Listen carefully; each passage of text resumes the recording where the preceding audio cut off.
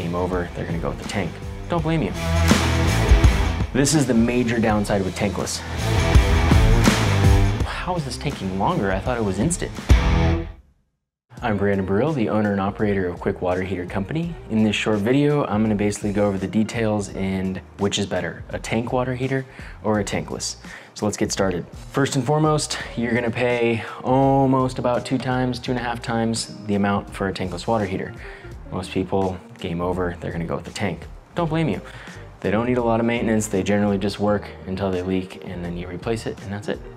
With a tankless water heater, water quality is a serious issue, and the reason is because all of the water that goes through your house, at least on the hot side, has to run through this tiny little 1/2-inch pipe. So you have a series of pipes here. The heat basically comes in here, goes up through in a reverse radiator, and causes the water to get hot. Now here's the issue. In the southern states, the water's coming from the north, it travels through the dirt, picks up calcium and magnesium. When it is heated, it separates itself inside the heat exchanger. So it leaves behind the minerals and they stick to the inside of the pipe. Well, if you've ever seen minerals that build up on a faucet or anywhere else, same with pinhole leaks, it starts to etch its way into the steel. So over time, the minerals build up. As they do, they insulate the pipes, and then the burner has to go on higher and higher to compensate for that insulation factor inside the pipe, very similar to like a heart attack. So this is the major downside with tankless. Is water quality, especially in southern states, Texas, Arizona, California. If you live in the north, like say San Francisco, water's pretty good. I wouldn't bother with a softener, but in the southern states, southern part of the state, you must have a softener. If you don't, what happens is you look at all these pipes in here and all the valves, there's a lot of sensors, there's turbines that are sensing flow. They get caked up, and when they do, they cause chaos.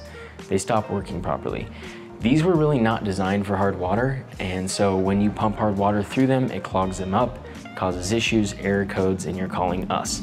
So that is the hugest downside, is that you really do need a water softener. Now you don't need to buy a commercial product like we sell, just get anything, right? Anything's better than nothing.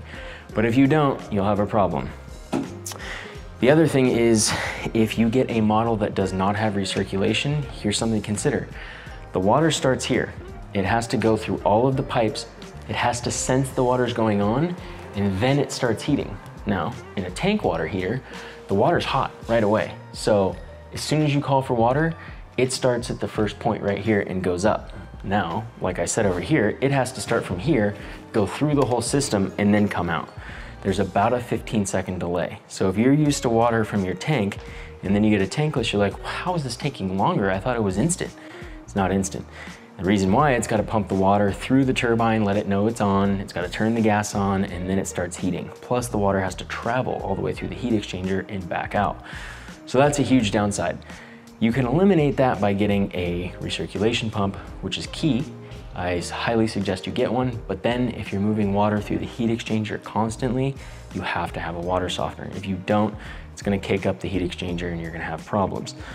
So overall, I'd say 2 to 2.5 times the cost and a lot more maintenance. Now other people are like, no, I'm not gonna get a water softener. I'm gonna do the vinegar flush.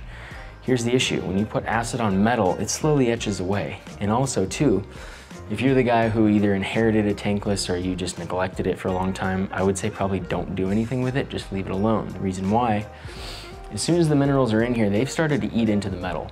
When you pull them away, now you have even less metal to work with, and you're putting acid in it, which slightly does etch away at metal. So people are like, oh, we're gonna do the flush ourselves. I'm like, that's good and all, but you're building it up, then you're removing it. You're building it up, removing it. Every time you do that, you're thinning out the metal slowly.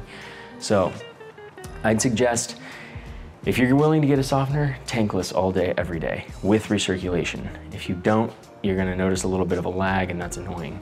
With a tank, they're pretty basic. There's really nothing to do. You do a flush once a year, you change the anode every 3 years, and you're good. Or don't do anything, wait for it to leak and replace it. So I hope this video has been helpful. If you have the money and you want to save costs on fuel, tankless all the way. If you don't really care and you're just like, I want hot water and I don't give an F, tank. So I hope that helps. Give us a thumbs up, a thumbs down, leave us a comment, tell us why you think we're wrong. We look forward to seeing you in the next video. Thanks for watching.